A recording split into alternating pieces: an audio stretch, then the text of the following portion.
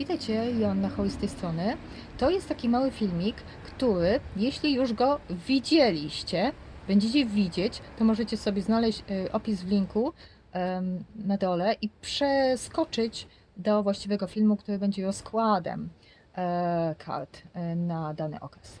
Ok, ale muszę ten filmik za każdym razem dołączać, żeby wszyscy wiedzieli, o co chodzi, nowi. O co chodzi?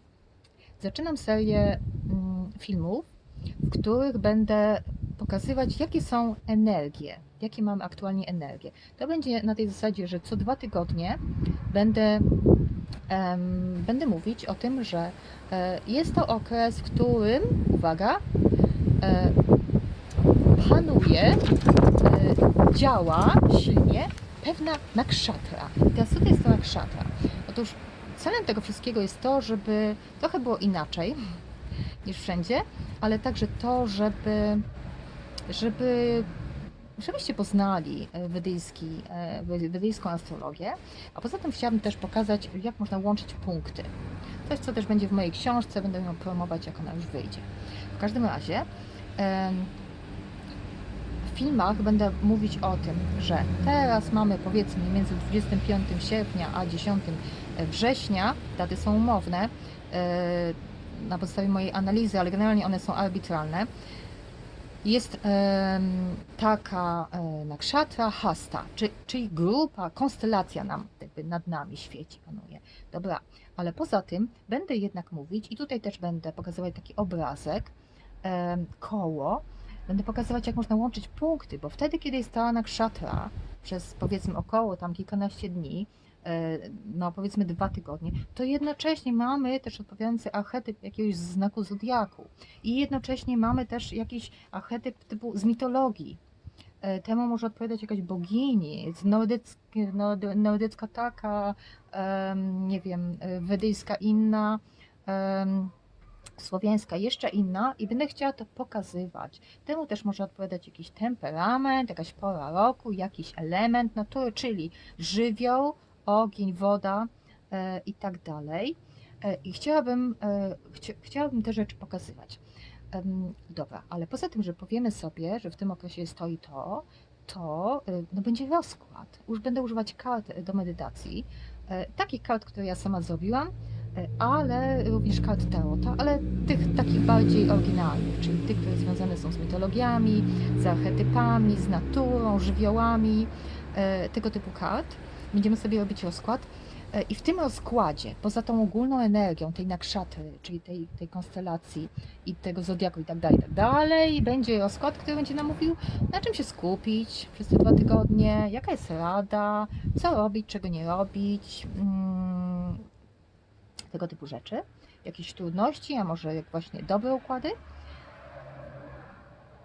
I co zapomniałam? Zapomniałam o czymś. Okej. Aha, już wiem. Będę dawać linka. Będziecie mieć zawsze w opisie link, w którym będziecie mogli sprawdzić, co indywidualnie dla Was. Czyli będziecie mogli sprawdzić, jaki Wy macie wedyjski rozkład i jaki Wy macie nakshatra. To oznacza, że jeżeli w danym okresie panuje ta nakshatra, hasta na przykład, i się okaże, że Wy macie ją we własnym rozkładzie urodzeniowym, no to znaczy, że to Was będzie po prostu jeszcze mocniej dotykać, albo będziecie mieć większą szansę spełnienia, wykorzystania danej energii. Więc to może być ważne i to może być dla Was ciekawe. Dobrze. To chyba tyle. Ja te filmy będę robić po polsku, po angielsku i po francusku, dlatego nie mogę tego robić tak, że na przykład przez miesiąc będę robić dla wszystkich 27 nakszatrów, bo to jest niewykonalne raczej, bo to dawałoby naprawdę dużo filmów. Natomiast mogę robić tak, że na te 2 tygodnie jest dana nakshatra i jakby mamy ten rozkład dla wszystkich. Natomiast jak ktoś chce, bo to jest związane z moimi konsultacjami, prawda? Więc jeżeli ktoś chce coś indywidualnie się dowiedzieć sobie o brytyjskiej astrologii, może jakby jak to wykorzystać, to zapraszam. To wtedy możemy to zrobić na tych 45 minutach online. Taki specyficzny tylko dla Was rozkład. I wtedy będziemy używać różnych narzędzi, ale między innymi na przykład, jeżeli tak sobie wybierzecie właśnie tych nakshatra, wtedy dowiecie się dokładnie, co macie. Ok, to myślę, że tyle ode mnie, chyba nic nie pominęłam. I zapraszam na film. Bonjour, c'est Joanna, JC Lady de la chaîne JC Lady Éducation Alternative. J'espère que vous allez bien. Donc, cette vidéo, c'est sur Nakshatra Purva Ashada et les connexions. On va regarder tout ça holistiquement dans cette vidéo. Maintenant, ça va être le intro pour Purva Ashada Nakshatra pour la période de 25 novembre jusqu'au 10 décembre 2020. Donc, voilà. Dans cette vidéo, on va regarder pas vraiment la lecture, ça va être dans la vidéo suivante. On va regarder quels sont les archétypes, quelles sont des énergies, et qu'est-ce que ça veut dire pour Purva Ashada, tout ça, tout d'abord. Mais si vous ne me connaissez pas, bon, je suis Joanna Choluj, c'est mon nom de famille. JC Lady, c'est mon nickname, voilà. Et je m'occupe on peut dire, de la métamorphose dans plusieurs domaines de vie. Je suis écrivaine, j'ai une série de livres Créative et clair, ça s'appelle. Et j'ai aussi fait des ateliers, j'offre des ateliers, sauf que maintenant avec Covid, je prépare une série online, alors c'est en cours. Tous les sujets sont connectés, il y a 15 domaines, vous pouvez voir tout sur mon page internet, en anglais et en français, c'est sur la page, sur le site GC, comme Joanna Choluj, GC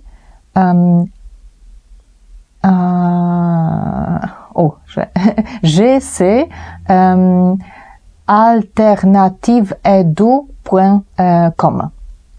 De toute façon, au-dessous, dans la boîte de description, vous avez les liaisons. Il y a aussi mon site polonais, joannacholuj.pl. Voilà. J'offre aussi des consultations et je fais des vidéos, mais des vidéos sont gratuites. Voilà. Alors, on continue. Purva Ashada, c'est une nakshatra, déjà, c'est une nakshatra, on peut dire, de sorte d'astrologie védique. Elle a pris on peut dire, des zodiaques védiques. J'explique tout, pourquoi je l'utilise, pourquoi je le fais de cette façon, dans la vidéo d'entrée. Et puis, sur la playlist de lecture de tarot, au tout début, vous avez quelques films qui expliquent vraiment très très bien ce que c'est nakshatra et l'astrologie védique. Alors, allez là-bas pour plus d'infos. Mais sinon, Purva Ashada, c'est une nakshatra qui correspond au Sagittaire dans le zodiaque tropical. Et en fait, des nakshatras, nous en avons 27. Oui, parce que ça, c'est le système lunaire et pas système solaire, comme le zodiaque tropical. Donc, dans Sagittaire, nous avons 2 nakshatras. Et déjà avant, je parlais de nakshatra Mula. Et c'était, le nakshatra Mula, c'était comme le terminaison et le début de Sagittaire. Et ça correspondait à la maison 9, numérologiquement, mais ici c'est pareil, parce que Nakshatra Purva Ashada aussi se trouve et correspond au Sagittaire, mais la deuxième partie, d'accord? Ça veut dire donc que c'est aussi le numéro 9, numérologiquement. Donc c'est en fait c'est une, on peut le voir un petit peu différemment, que aussi c'est une partie terminale, sauf que première partie de Sagittaire avec Moula, c'est plus feu comme élément. C'est plus radical, c'est plus un peu brutal même. On peut dire aussi que c'est la partie de... parce que c'est Kali, oui, c'était Kali. J'espère que vous avez vu ce film, cette vidéo, pour Moula. Alors c'était un petit peu plus dynamique. On peut dire que c'est énergie féminine un peu dure parce que ça a été avec Durga, Kali, tout ça. Mais on peut aussi dire que c'est en fait plus énergie yang dans le féminin. Oui. Cette énergie protectrice, cette énergie dure dans la femme. Mais ce n'est pas vraiment, c'est pas vraiment yang-yang, oui, c'est pas vraiment seulement masculin. Et maintenant, avec Purva Ashada, on passe plus dans l'énergie vraiment féminin passive. Purva Ashada, le symbole de cette nakshatra, c'est l'éléphant. C'est intéressant que c'est un éléphant. Et c'est intéressant que le patron, ou la patronne plutôt, c'est la déesse Apas. Apas, c'est comme, en fait, en français, c'est un peu difficile d'expliquer, mais Apas, c'est la déesse de l'eau qui tombe, de la pluie, on peut dire. Mais ça correspond au slave langue. Dans la langue slave, vous avez Opad, Opadach, Padach. Oui, et c'est le même, c'est en fait la même racine linguistiquement, parce que les langues slaves sont très c'est les frères avec sanskrit, la langue des Vedas, d'accord. Donc cette déesse Apas, et c'est la reine des pluies, tout l'eau qui tombe, des nuages, et c'est vraiment on peut dire que c'est une autre sorte de féminité qui est forte, mais c'est une sorte, c'est comme l'eau, d'accord? L'eau est vraiment très forte, sauf que c'est long. C'est long, oui. L'eau peut creuser le trou dans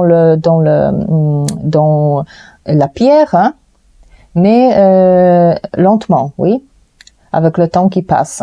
L'eau coule, ça va creuser, et ça va détruire cette pierre en fait. Mais c'est pas radical, ça ne réagit pas à l'instant comme ça. C'est long. Et c'est vraiment, comme ici, nous avons voir dans la lecture, c'est ça. C'est la féminité qui est vraiment relaxée, mais elle est sûre d'elle-même, elle est lente. D'accord? C'est ça. C'est ça, Purva Ashada. Et c'est ça, éléphant. Parce que vous voyez, c'est aussi la puissance qui ne semble pas être puissante. Parce que tout simplement, on regarde le volume. On regarde l'éléphant, oui, mais l'éléphant n'est pas vraiment agressif. Hein. Un éléphant, c'est tout simplement grand et ça suffit. Oui. Et ça ne mange pas de la viande, ça mange il est végétarien, oui. C'est comme la baleine. Hein. Et c'est une sorte de féminité, on peut dire passive, mais flegmatique, mais puissant. Dans cette façon-là, d'accord? Aussi, on dit que Purva Ashada, c'est une sorte de nakshatra qui nous parle de comment c'est comme le deuxième étape d'un projet ou de la vie ou de mariage ou de quelque chose qu'on a commencé. Et ça c'est vraiment, ça fait un dans le Sagittaire. Et ça continue le processus qu'on a commencé déjà quand j'ai commencé cette lecture. J'ai commencé avec Svati Et si vous voyez, il y a une sorte de processus qui se passe ici, un procès, oui.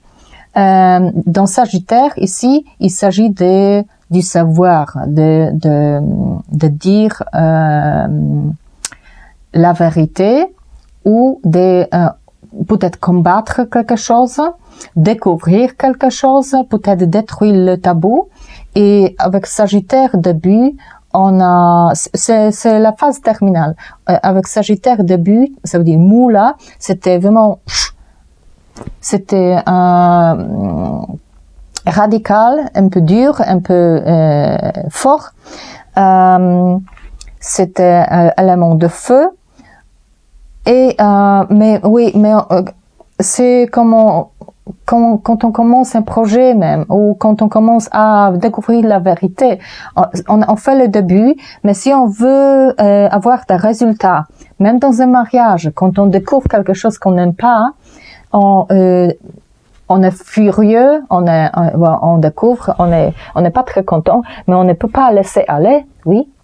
On peut se séparer, par exemple, se fâcher, mais après, il faut persister, et c'est Purva Ashada, et après, il faut patienter, il faut ramasser, on peut dire, des forces pour avoir la dernière discussion, par exemple, d'accord?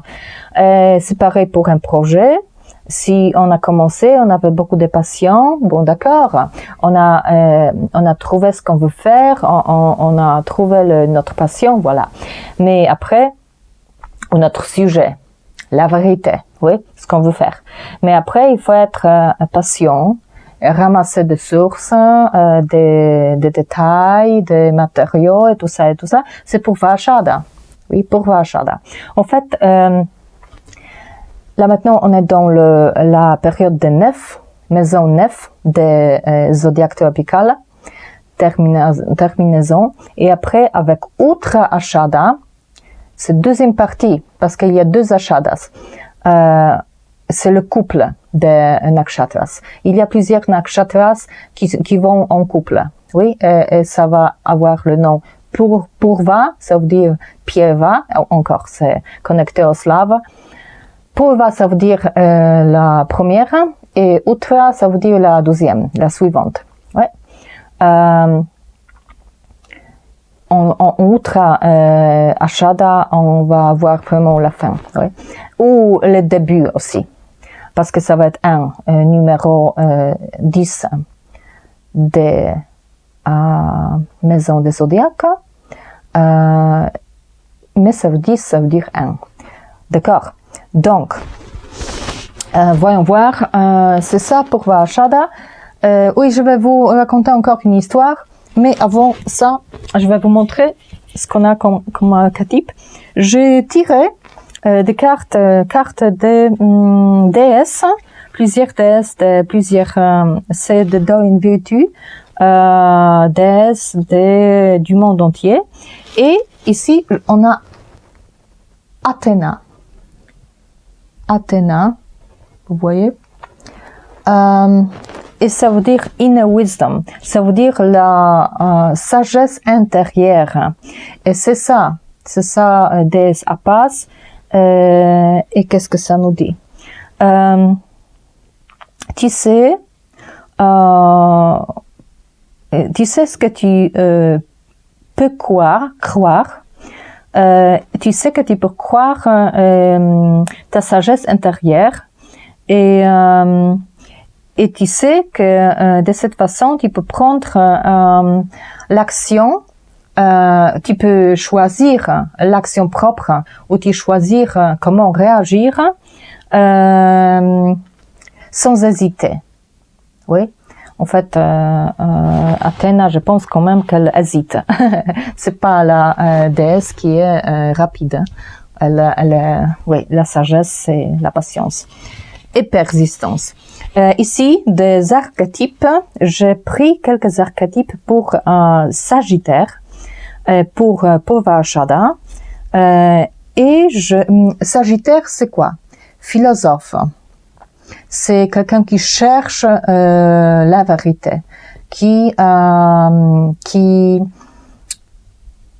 n'aime pas les convenances, c'est un petit peu comme Scorpio avant.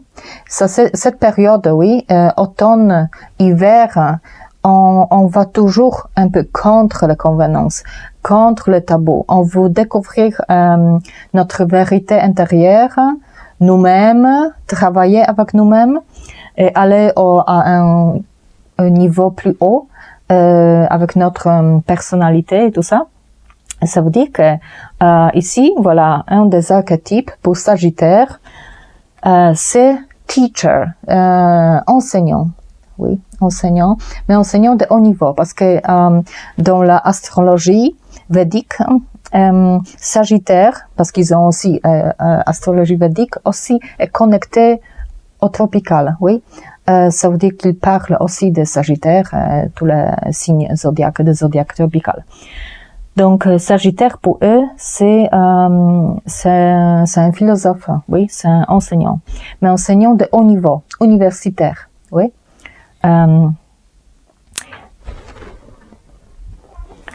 Donc, les attributs de lumière, hein, c'est la possibilité de communiquer le savoir, hein, oui, et l'expérience, sagesse. Maintenant, les attributs de l'ombre, hein, c'est un peu manipulation du savoir et utiliser les étudiants pour ses propres buts, enseigner des choses négatives et tout ça. Donc voilà, c'est ça, enseignant. Et maintenant, je vais vous montrer tous les dieux et déesses qui correspondent un petit peu à déesse Appas. Donc, Varuna, définitivement, parce que Varuna, c'est le dieu, en fait, de tous les eaux, l'océan, oui. Avant, c'était le dieu de tout l'espace. Il est très sage, il voit tout, oui. Mais maintenant, enfin, après, avec les disputes entre les dieux, il est devenu le dieu des océans. Oui. Mais il est connecté à la déesse de pluie, Appas. Nous avons aussi Sarasvati. Pourquoi? Parce que c'est connecté, c'est la déesse de tout enseignement. C'est connecté au Sagittaire. Hein. Regardez. Oui. Musicienne. Oui. On peut parler de Ganga. Ganga, c'est la déesse de Ganges, oui, de la rivière d'Inde. Et mais on dit aussi que parce que c'est la rivière sainte, d'accord. On peut la boire, c'est ce qu'ils font. On peut nager dedans, se baigner, comme ça on va devenir pur. Pourquoi? Parce qu'ils disent que Ganga, c'est la déesse de Ambrosia, de cette boisson de Dieu, ouais, qui donne la vie éternelle. Ganga, voilà. Et voilà. Et puis à la fin, je vais vous montrer Vishnu, tout simplement, Sri Vishnu. Parce que c'est lui qui, on peut dire, Vishnu et Appas est connecté dans ce sens que dans le sens de un peu le féminin, celui qui tient, qui persiste, qui maintient. Voilà, maintenance est importante ici. Et Purva Ashada, c'est surtout la force qui provient de la patience, de maintenir, de rester coincé à un endroit. Patience, ouais. Et coopération aussi, parce que c'est vraiment la force féminine qui ramasse, parce que féminin, aspect féminin, n'est pas fort comme dans quand on voyait dans Mula. Dans Mula, c'est l'aspect plutôt yang à l'intérieur du féminin, oui. Ça veut dire aspect masculin dans le féminin. C'est ça, Kali, Durga et tout ça. Mula. Mais ici, Purva Shada, c'est l'aspect féminin, c'est la force de coopération. Ça veut dire on prend d'ici, on ramasse des choses qui sont différentes, mais en ensemble, elles vont coopérer et comme ça va être fort. C'est comme ça que c'est la force des femmes. C'est que les femmes font. Les femmes sont fortes parce qu'elles sont fortes quand elles coopèrent. Oui, quand elles travaillent ensemble, ramassent les forces, tout ça. Donc, en fait, ça correspond au Vishnu, le Dieu qui est le plus haut, le Dieu de tout l'univers. Oui, qu'est-ce qu'il fait? Il maintient. Il fait cet équilibre. C'est comme la femme. Oui, et la vraie féminité, c'est Vishnu. Vishnu fait équilibre, c'est le centre saint, sacré. Brahma, le Dieu, crée. D'accord? Et de l'autre côté, on a Shiva qui détruit. Mais au milieu de tout ça, c'est Vishnu qui maintient l'équilibre, qui veille sur que ce soit pas c'est comme dans la nature bien sûr comme écosystème. Il ne faut pas qu'il y ait trop de création, trop d'animaux par exemple dans la forêt d'une sorte. Pour ça on a d'autres animaux qui mangent d'autres animaux. Ouais, c'est ça. En tout ça c'est yin yang, échange et équilibre. D'accord, c'est ça. Vishnu veille sur ça. Bon, à la fin. Donc maintenant, à la fin, juste histoire de Apas, Apas, parce qu'on peut parler comme ça et comme ça.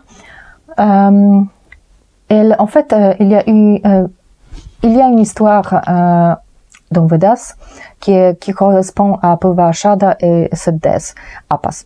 Donc, un jour, le démon Vrtra il est tombé amoureux de cette déesse et il l'a attrapée et elle ne le voulait pas. Donc il a, en fait on peut dire qu'il a attrapé, qu'il a emprisonné. Et voilà, mais et le dieu n'était pas très content parce que, à force de ça, la pluie a cessé de tomber sur la terre. D'accord? Ça a tout séché, le monde devenait sec et mort, on peut dire. Et voilà, personne n'était content. Mais Vrtra ne voulait pas laisser aller la déesse Apas. Donc, les hommes et le dieu, ils sont allés chez Varuna. Et Varuna, le dieu Varuna, celui-là, de tous les océans, dieu de tous les océans, a dit mais attendons, c'est la féminité tout puissante. À force de temps, Apas, enfin, il n'a même pas dit ça. Il a dit, on va attendre. Il n'y a pas besoin de faire quoi que ce soit. Et ils n'étaient pas contents. Indra n'était pas très content avec ça. Mais Varuna était très sage parce qu'il savait que à force d'attendre, cette pluie, finalement, parce que c'est vraiment, on ne peut pas tenir pluie trop longtemps parce que ça va être trop puissant et ça va tomber. Oui. Vrtra ne pouvait pas la tenir en éternité, oui. Mais il ne voulait pas entendre ça. Surtout Indra, qui est devenu furieux avec Varuna, il a sorti ses éclairs, il a jeté l'éclair et comme ça il a libéré Apas. Et la pluie est tombée et après ils ont acclamé Indra. Ils ont dit le dieu, ils ont dit que c'est Indra qui devrait être le dieu et ça a un peu renversé le système d'autorité dans le monde. de Dieu et des hommes. Bon, peu importe ici. Importe est que, voilà, le Varuna était sage et il savait que c'est la féminité tout puissant, mais Indra était, c'était on peut dire, c'est aussi cet aspect où le masculin qui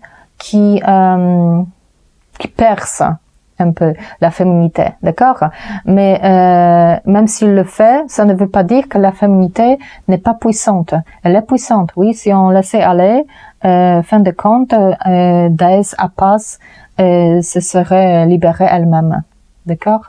Parce qu'elle aurait ramassé à force de temps, elle serait libre parce qu'elle aurait ramassé beaucoup d'eau. Voilà. Voilà, cette histoire de Vedas, c'est comme ça. Ça continue, mais je ne vais pas raconter tout maintenant, peut-être un autre jour. Voilà. Donc, tout Purvashada, tout ça, c'est histoire de la féminité, mais la féminité vraiment, cette vraie féminité tout puissante et passive. Elle ne réagit pas, ça ne bouge pas, c'est lourd, c'est long, mais c'est très fort. Ouais. Voilà. Voilà, c'est ça. Alors, je vous laisse avec ça. Croyez en vous et n'éteignez pas votre feu intérieur. À plus.